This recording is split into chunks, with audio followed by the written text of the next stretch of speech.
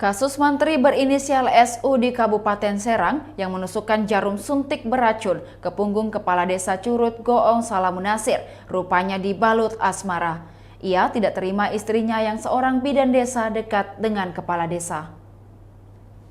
Kepala desa tersebut sebelumnya tewas usai disuntikan jarum yang berisi cairan sidiaril diphenhydramin ke punggung korban. Cairan ini masuk dalam kategori keras dan biasa digunakan untuk alergi hingga mengobati gejala penyakit Parkinson. Suntikan itu membuat kepala desa kejang-kejang hingga akhirnya tewas. Kuasa hukum SU Raden Elang menjelaskan permasalahan ini dikarenakan kliennya cemburu melihat kedekatan istrinya dan sang korban. Apalagi setelah melihat foto berdua istrinya dan korban. Di hari kejadian itu, SU mendatangi kediaman kepala desa untuk mengklarifikasi. Namun kepala desa mengelak sehingga membuat SU emosi dan terjadilah cekcok yang berujung penusukan jarum suntik ke punggung korban. Sebelumnya, kata Raden, pelaku sudah sering mengingatkan korban agar tidak berhubungan dengan istrinya.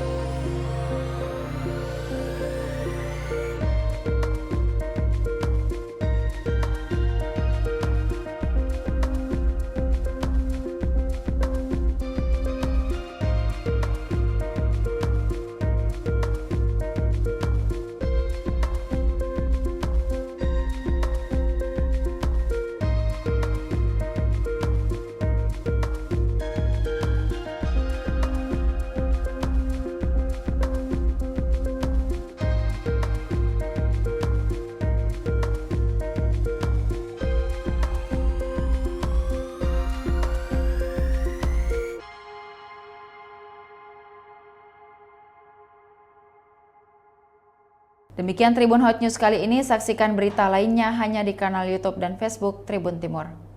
Terima kasih sudah nonton, jangan lupa like, subscribe, dan share ya!